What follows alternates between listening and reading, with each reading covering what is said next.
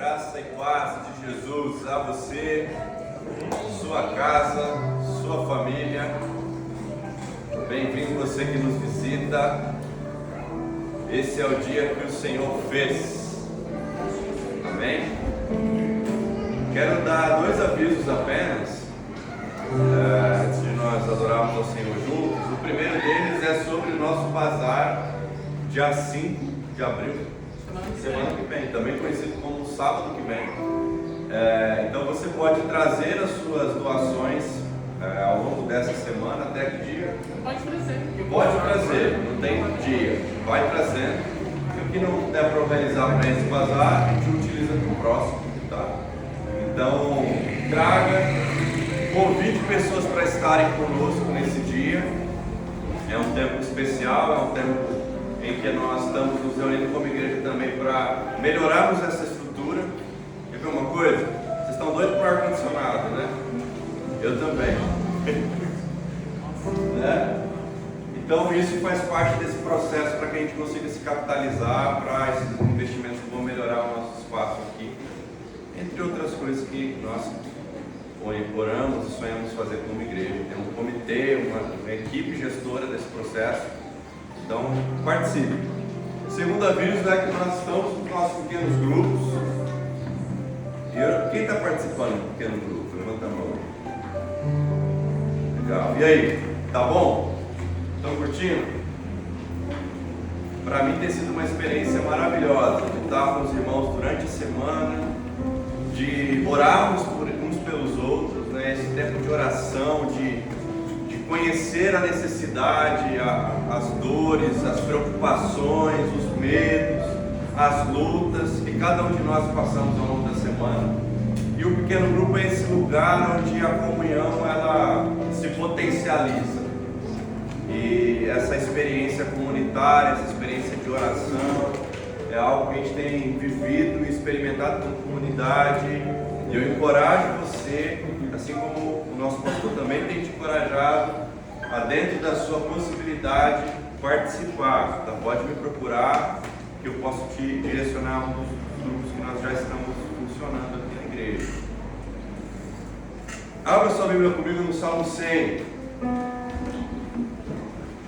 Fique de pé no seu lugar, você que pode. Nós vamos nesse momento adorar ao Senhor, certo de que Ele recebe a nossa adoração,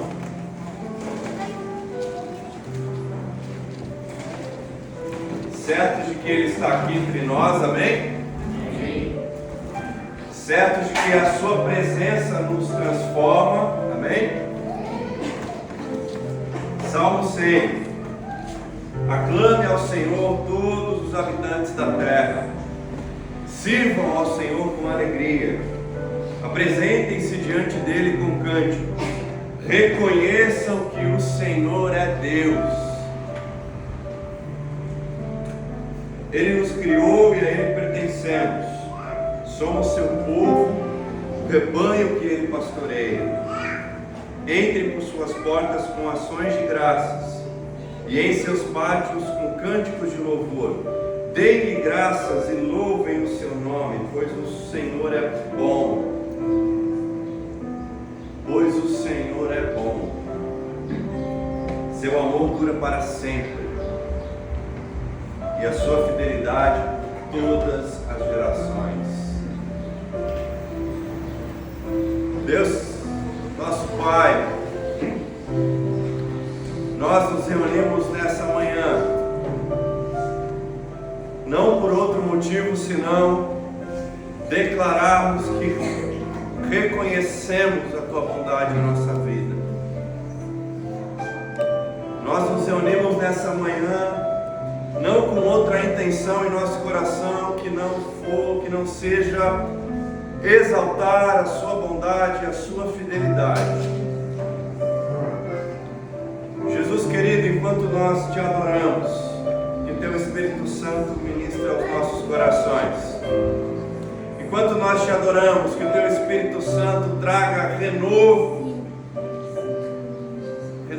a todos e cada um de nós. Tu és bem-vindo aqui, Jesus. Tu és bem-vindo aqui, Espírito Santo de Deus. Nós te adoramos, nós te bendizemos, nós te exaltamos, porque o Senhor é bom e porque o seu amor dura para sempre. Amém, amém. Vamos adorar o Senhor.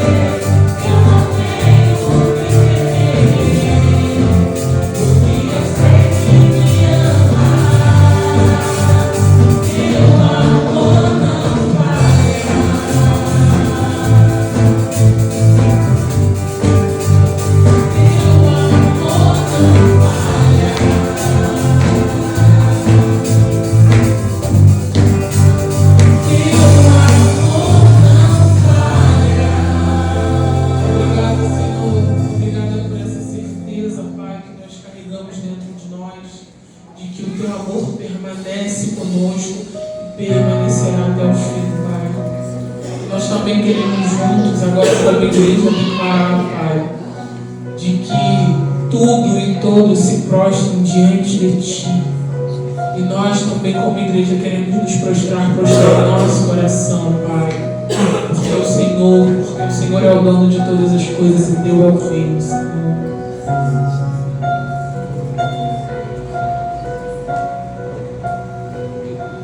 Os reinos se abalam, os povos se curvam, as bocas se abrem, as mãos se levantam para dizer que Tu és o Rei,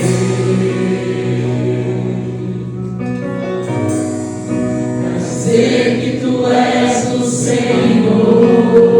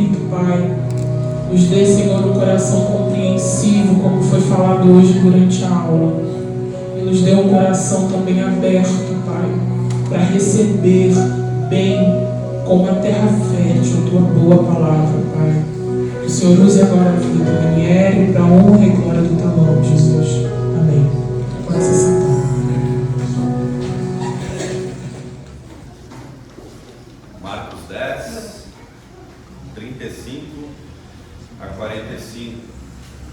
Nós estamos na segunda mensagem da série sobre sermos uma igreja salutar, uma igreja que resiste à cultura de abuso, a dinâmicas abusivas em sua cultura mesmo, na sua forma, na sua vivência, na maneira de ser igreja. E eu quero falar com vocês hoje sobre poder e autoridade, que é o que está a respeito desse texto que nós vamos ler. Então vamos lá, Marcos 10, versículo 35. Tiago e João, filhos de Zebedeu, vieram até Jesus.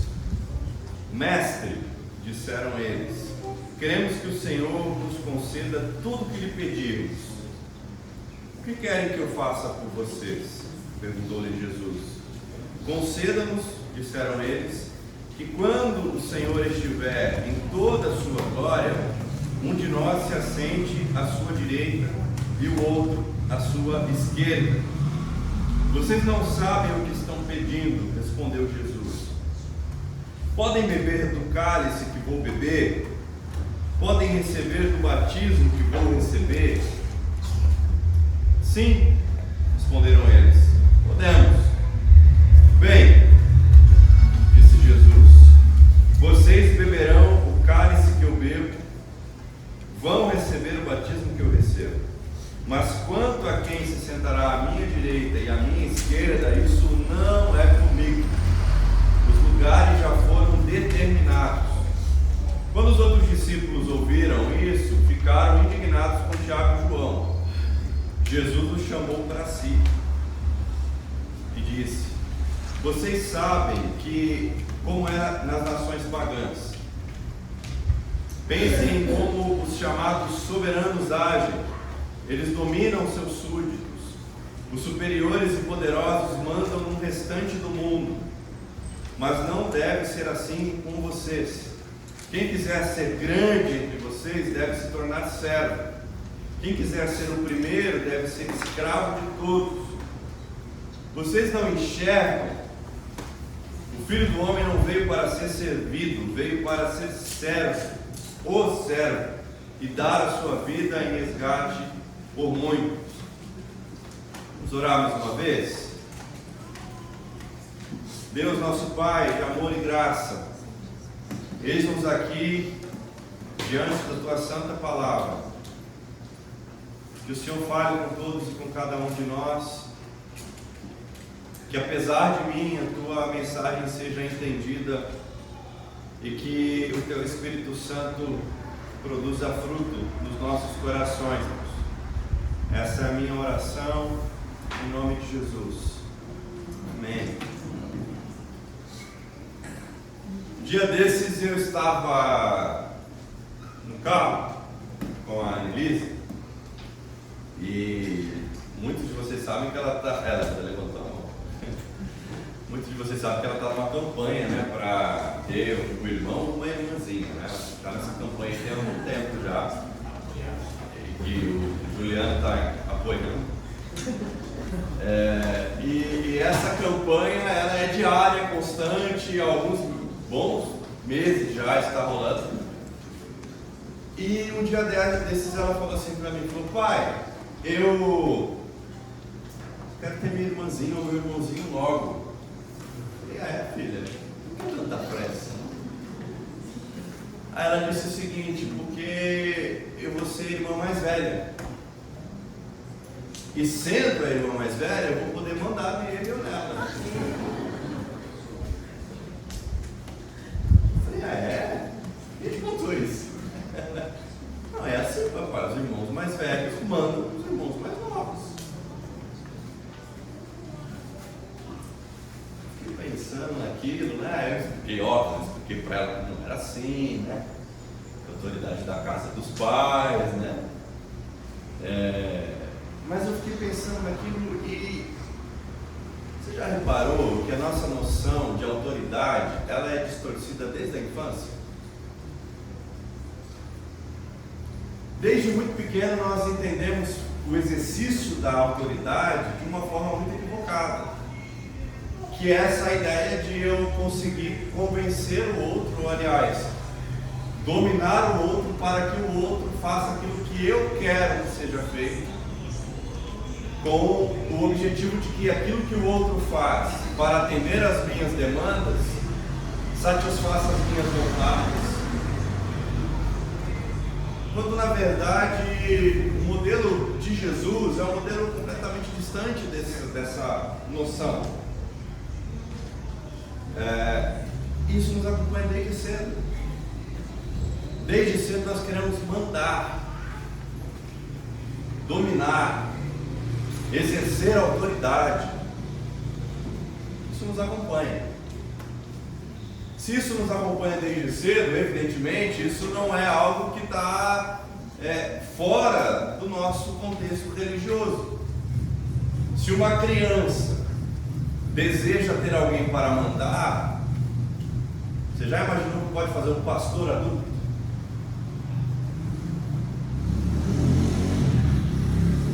São riscos maiores, né? Quem fica imaginando que eles iam pedir para o irmão fazer, né? Pega água para mim, guarda as minhas bonecas.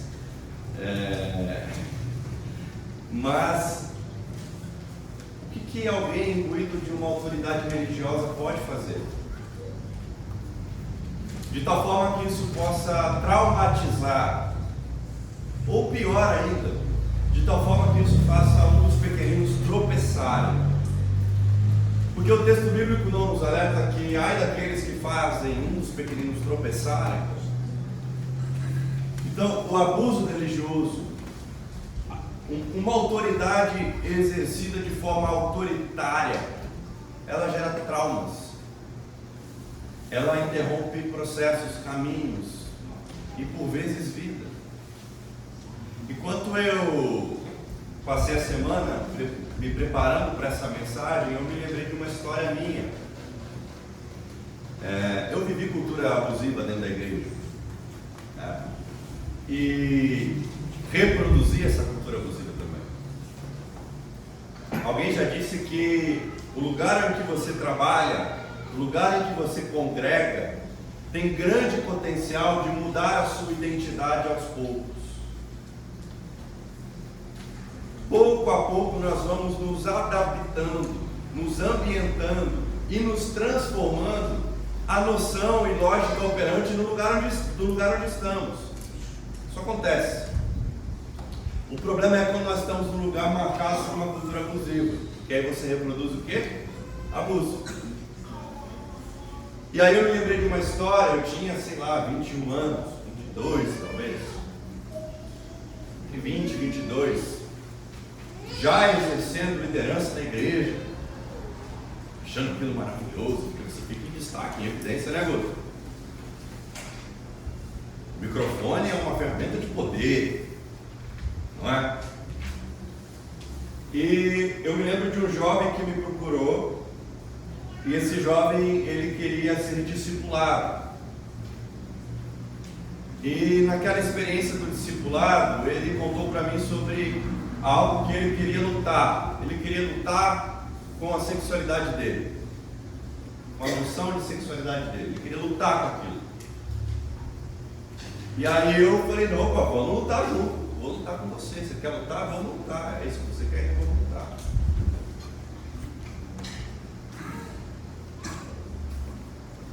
Reproduzir abuso com aquele jovem. Controle. Autoritarismo. Força. Violência. Eu lembro que em uma das situações eu queria convencê-lo a não ir para outro país, porque ele tinha recebido uma bolsa de estudos e ele deveria ir para esse outro país para se aperfeiçoar na sua profissão. E eu quis controlar a decisão dele. Aliás, eu quis decidir por ele. Eu disse, você não vai. Você não vai. Olha, eu, no alto dos meus 21 anos, achando que podia determinar o que alguém deve ou não deve fazer, né? Por quê? Absolvi uma cultura. Graças a Deus aquele rapaz não me ouviu e foi.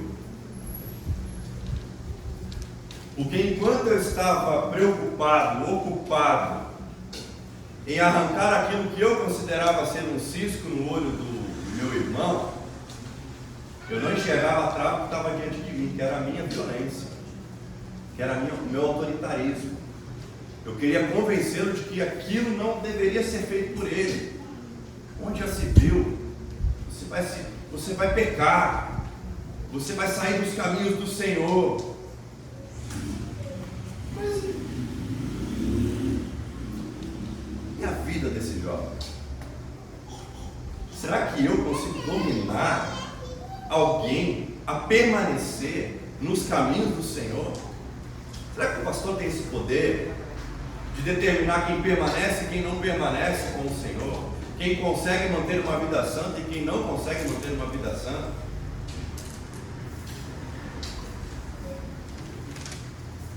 Já pedi perdão para esse jovem. Quando eu entendi que aquilo era uma relação abusiva, autoritária, quando eu entendi que aquilo estava me colocando na posição de querer definir o que o outro deve fazer, baseado na minha leitura do que é bom, do que é correto, do que é certo, da minha interpretação sobre Deus e sobre o Evangelho, sobre Jesus, querendo impor, obrigá-lo, forçá-lo. Quando eu entendi isso, eu pedi perdão. Escrevi para ele e falei: eu errei com você, eu fui autoritário com você, me perdoa, que bom que você não me ouviu. Hoje ele é um dos melhores da carreira dele. Aqui no texto que nós acabamos de ler, nós percebemos os discípulos afoitos, desejosos em atingir um tipo de privilégio. Não é? Tiago e João chegam para Jesus e dizem: olha, mestre, nós queremos um lugar de honra nesse teu ministério. Quando o Senhor chegar nesse momento da glória, do reinado, conceda a nós esse privilégio de estarmos um à sua direita e outro à sua esquerda. Sabe o que é curioso nessa história? Pouco tempo depois, você lendo os evangelhos, você vai ver que tinha dois homens, uma à direita e uma à esquerda de Jesus. Lembra disso? Quem eram esses homens? Outros crucificados, né? Então Jesus diz a eles: olha, você quer mesmo, você acha mesmo que você pode beber do cálice que eu vou beber? Você pode participar do batismo que eu vou participar? Cruz, morte, é isso mesmo? Você acha mesmo que você está pronto para viver isso? O que ele estava imaginando sobre uma vida de sucesso, projeção pessoal. Eles olhavam para o ministério de Jesus como um plano de carreira.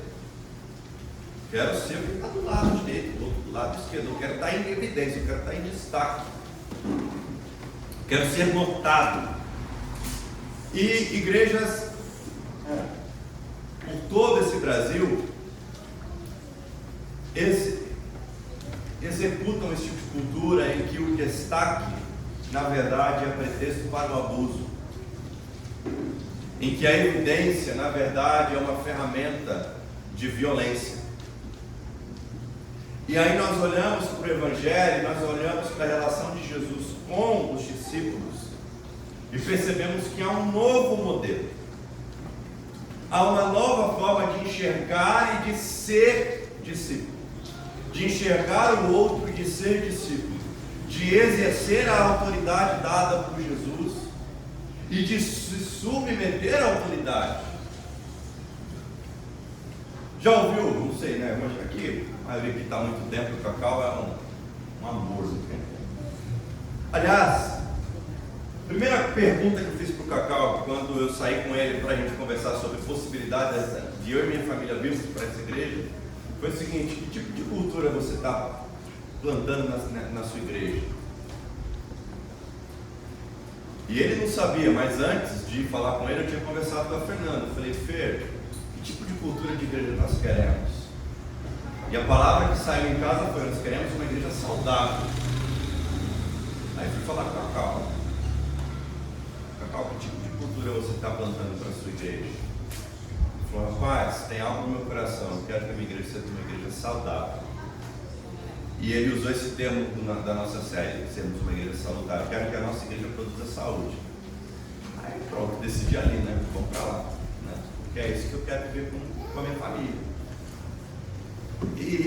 E essa saúde, ela é uma resposta a toda uma cultura violenta que se estabelece, que se predomina. E não pense você que igrejas abusivas são apenas as igrejas neopentecostais, as igrejas da parede preta. Tem igreja batista, tem igreja presbiteriana, tem igreja metodista, tem da parede preta, tem de todo tipo. Porque não é a denominação, é a cultura que se estabelece no meio de um líder, que violenta, que fragiliza, que impossibilita o exercício da fé saudável. E aí nós chegamos nesse texto. A primeira coisa que eu aprendo, ou que eu percebi nesse texto, nos versículos de 35 a 40, é que a manutenção do poder gera desejos nocivamente egoístas. Presta atenção nisso. A manutenção do poder gera desejos nocivamente egoístas. O comentarista vai dizer que o Tiago e João estavam pedindo para si apenas. E lembram que Tiago depois escreve que nós pedimos e não recebemos porque pedimos mal. Pedimos para os nossos próprios desejos, para a nossa própria satisfação. Pedimos mal. Pedimos de maneira egoísta. Pedimos de maneira a desejar sermos satisfeitos no nosso ego. Eles queriam holofote, eles queriam destaque, eles achavam de fato que ser discípulo de Jesus era uma carreira de sucesso. Aliás, muita gente acha isso até hoje, né? Muita gente enxerga a caminhada com Jesus como uma caminhada para o sucesso, para a prosperidade, para ser rico, para enriquecer. Então Jesus e ser discípulo de Jesus é como se fosse condição, como se fosse exatamente o resultado disso, você ser alguém próspero, rico, de destaque, famoso. De certa maneira, eles pensavam isso, e não pense você, porque o texto vai dizer que os outros discípulos ficaram indignados, revoltados, ficaram bravos. Ô Tiago, João, que papo é esse, cara? E nós? Você não quer ficar à direita ou à esquerda, a gente vai sentar onde nesse rolê? Qual vai ser o nosso destaque? Qual vai ser a nossa evidência? Que holofote vai estar virado para mim? Só vocês? A indignação deles não era porque eles ficaram ofendidos pelo fato dos discípulos quererem destaque e não terem compreendido a real ótica do Evangelho. Não, a indignação deles é porque eles também queriam aquele lugar de destaque. E alguém pediu primeiro. Então, pensou se Jesus dá para eles e deixa de fora? Então, o poder, ele gera esses desejos egoístas, prepotentes. Essa ideia de que eu posso, o que é que eu posso subtrair da minha relação com o outro? Então eu sou amigo do Marquinhos e a minha relação com o Marquinhos é uma relação em que eu olho para ele e vejo o que é que eu posso subtrair dele, o que é que ele tem para me oferecer. E aí, na minha posição de alguém que tem o poder do microfone, começo a exercer um tipo de relação abusiva, autoritária, porque eu estou querendo, na verdade, é me satisfazer. Desejo egoísta. Desejo egoísta. No entanto, aliás, paralelamente a isso, nós também aprendemos nesse texto que quem busca dominar os outros não está a serviço de Jesus. Guardem isso no coração de vocês. Quem busca dominar os outros não está a serviço de Jesus. Versículos 42 e 43.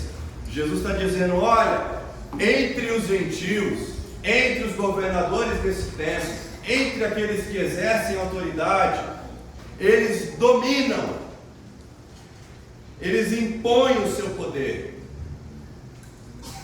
Mas isso não deve acontecer com vocês. O modelo de liderança que eu vim implementar, o modelo de pastoreio, de discipulado, de vida comunitária que eu quero ensinar a vocês, não é essa de dominação. Porque no contexto que nós vivemos, na nossa sociedade, a dominação é exercida de forma violenta pelo dinheiro, mas não só pelo dinheiro, mas pela força bruta mesmo.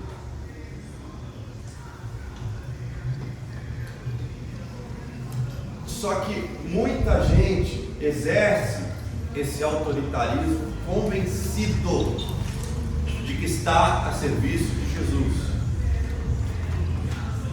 Quando eu quis dominar aquele jovem lá nos 20 e poucos anos,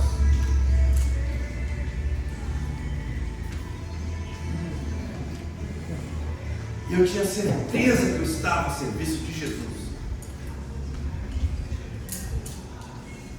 Tinha convicção de que eu estava servindo Jesus. O problema é que eu estava fazendo aquilo do jeito errado, ferindo. E exercer domínio sobre o outro não produz paz, não produz justiça, não produz amor. E o nosso chamado como discípulos e discípulas de Jesus é passarmos por esse mundo tocando as pessoas em paz, justiça e amor, evidenciando a justiça do reino de Deus, sendo um sinal do amor presente nesse reino.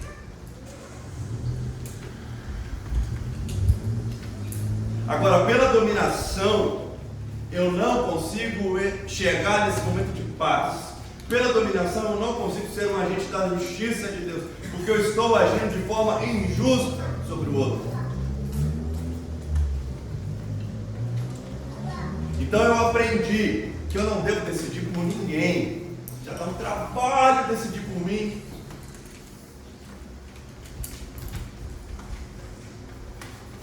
Lembra do que o Cacau disse semana passada? As pessoas perguntam de fato para nós pastores, né? Pastor, eu devo sair do meu trabalho? Eu devo me casar com essa pessoa? Eu devo, né? Ele falou que não é RH, né? Eu também não. Nós não somos. Agora, qual é a nossa função? De que forma nós exercemos o nosso dom? Apontando o que da sua decisão, ou como a sua decisão, seja ela qual for, pode ser feita de forma a que comunique o Evangelho de Cristo. Como eu decido aquilo que eu preciso decidir para comunicar o Evangelho de Cristo, para testemunhar da graça de Deus, para anunciar a justiça do reino de Deus, para ser um agente do amor desse reino.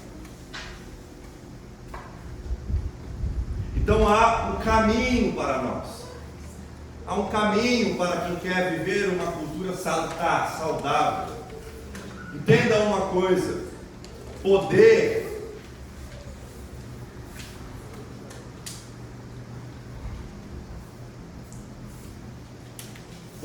e bondade não são amigos muito chegados. Poder e bondade não são amigos muito chegados.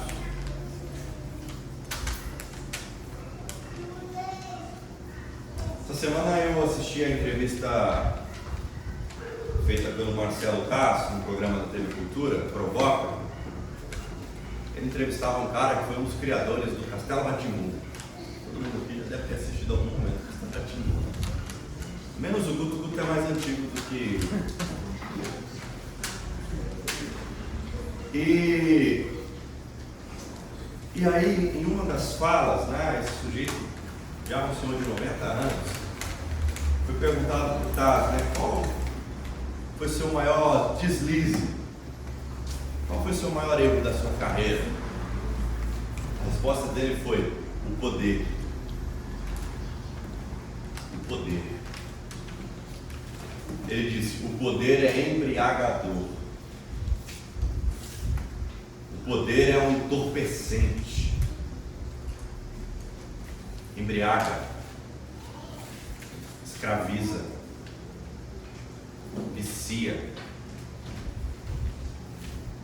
e nos faz imaginar que ao exercermos poder de forma autoritária, dominação do outro, estamos a serviço de Jesus, mas nós não estamos, porque o texto continua dizendo: não deve ser assim entre vocês. Quem quiser ser grande, quem quiser ter holofotes para si, quem quiser ser o maior no reino de Deus, sirva todos. Quem quiser ter destaque, quem quiser ser reconhecido como discípulo, pega uma toalha, amarra na cintura, uma bacia e um jarro de água e vai lavar o pé dos outros.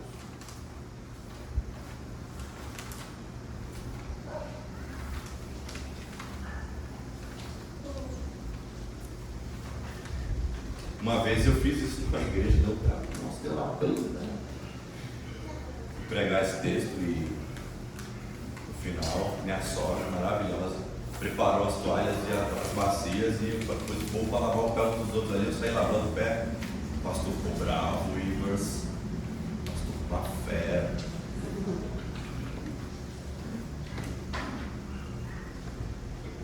Há uma noção equivocada do que é ser discípulo de Jesus e do que é exercer a autoridade que Ele deu a nós. Deixa eu te contar uma coisa: você recebeu a autoridade de Jesus, mas essa autoridade deve ser exercida em amor e bondade.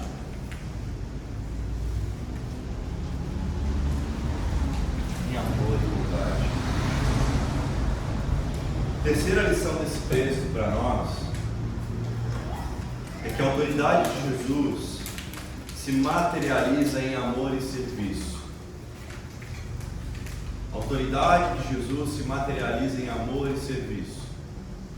Versículos 44 e 45. Quem quiser ser o primeiro deve ser escravo de todos. Vocês não enxergam? O Filho do Homem não veio para ser servido, veio ser o servo e dar a vida em resgate de muitos. Como é que nós exercemos autoridade como discípulos de Jesus? Porque lembre, a autoridade não é do pastor, do ministro de louvor, do bispo, do apóstolo, do papa. A autoridade é de todo crente. Você é discípulo. Você é discípulo de Jesus, você recebeu autoridade para quê? Para comunicar as boas novas do reino de Deus, para orar pelas pessoas. Se tiver demônio, expulsa o demônio. Se tiver gente doente, ora para que a pessoa seja curada. Essa é a autoridade que todos nós recebemos. Pastoreio é um dom. Pastorear é um dom.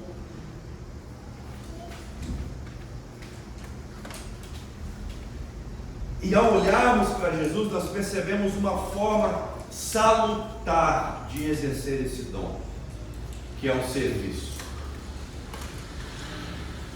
Quero servir à mesa, que é de fato lavar os pés, que é de fato pôr a toalha na cintura e lavar os pés uns dos outros em amor, que é identificar no outro alguém que precisa ser amado por Jesus e que pode ser amado por Jesus através da minha vida, que pode receber uma porção da graça de Deus através das nossas vidas.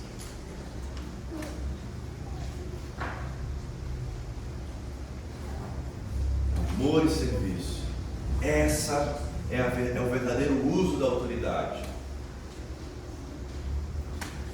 Poder e bondade não são amigos chegados. Não são. Então nós vivemos a nossa nossa identidade como igreja, e nós almejamos isso, nós oramos por isso, nós conversamos sobre isso. Inclusive, quando eu conversei com o Cacau sobre essa série, ele me falou o seguinte, olha, a gente precisa se antecipar. Eu falei, precisamos nos antecipar. Ele falou, a gente precisa criar um canal em que as pessoas possam recorrer a alguém para falar. O pastor passou do ponto, o pregador passou do ponto, o líder passou do ponto. Para quem eles procuram? Então a gente tem orado e pensado sobre isso, porque a nossa igreja, eu considero a nossa igreja uma igreja saudável e salutar, só que nós precisamos nos anteciparmos, né? Porque já diz o ditado popular que prevenir é melhor do que remediar. Então, nessa intenção, nesse desejo de prevenir o abuso, o caos, a violência, a opressão, nós identificamos primeiro que nós precisamos seguir a Jesus de forma servidora e amorosa. E para concluir tudo isso, imagina só o que seria das nossas igrejas se, ao invés do domínio, fosse exercido o cuidado amoroso. Imagina só se, ao invés dessa noção de dominação, de autoritarismo, de buscar inserir no outro a minha própria vontade e consciência, de buscar decidir pelo outro, se ao invés de tudo isso, desse exercício do domínio, agíssemos com cuidado amoroso, será que nós teríamos essa epidemia de abuso espiritual que nós estamos vivendo?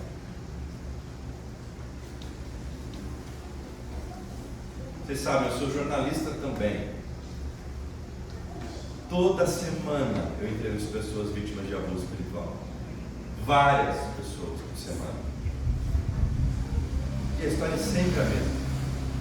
Domínio, força violenta. Por que nós não trocamos isso por cuidado amoroso? Que é um caminho de Jesus para nós como igreja. Por que ao invés do poder,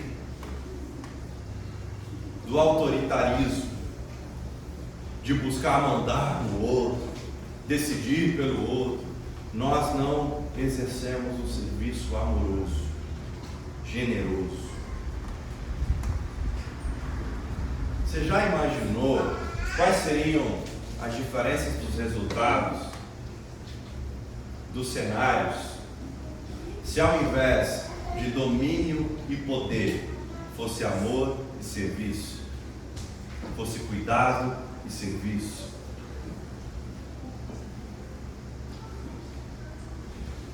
Penso que essa seja talvez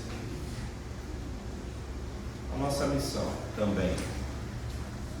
Comunicarmos o reino de Deus, anunciarmos as boas novas desse reino, libertarmos quem está preso, curarmos quem está doente,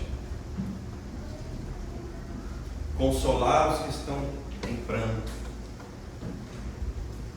anunciando que vem o grande dia do Senhor, mas de forma cuidadosa e servidora, porque Jesus, Ele nos disse que quem quiser ser o maior, quem quiser ser o primeiro, sirva todos os outros. Então não é pelo uso da força, aliás, diz o texto, nem por força, nem por violência, mas pelo poder do meu Espírito. É assim que nós não apenas alcançamos os perdidos, mas é assim também que nós não fazemos aqueles que foram alcançados se perderem. Entenda isso. A igreja, ela se ocupa demais, ela deve se ocupar mesmo em alcançar os perdidos, mas muitas vezes nós nos esquecemos de não transformar em perdido quem já foi alcançado. Viver e liderar e ser igreja de forma violenta e abusiva faz com que pessoas que foram alcançadas se percam. Então temos como missão trocarmos o poder pelo cuidado, o domínio pelo serviço, e sinalizarmos o reino de Deus como aqueles que servem, amam, cuidam e amparam todos aqueles que precisam ser amparados. Amém? Deus nosso Pai, essa é a Tua palavra para nós nessa manhã. A minha oração, Jesus, é de que ela produza fruto em mim e produza fruto nos nossos irmãos. Que nós sejamos mensageiros do Teu reino, mas que nós saibamos fazer isso como o Senhor, cuidando, amando, servindo. Que nós sejamos comprometidos com a pregação do Seu Evangelho, com o discipulado de todos nós, uns dos outros, mas que nós não venhamos exercer autoridade de forma dominadora, como acontece em nossos tempos, como são com os pagãos. Nos salva de repetirmos os erros dos pagãos. Que a autoridade vivida por todo crente, cada um dos meus irmãos e irmãs aqui, seja uma autoridade que reconhece em Jesus o grande servo, que não buscou para si glória, honra, evidência, destaque, que não buscou dominar para si ninguém,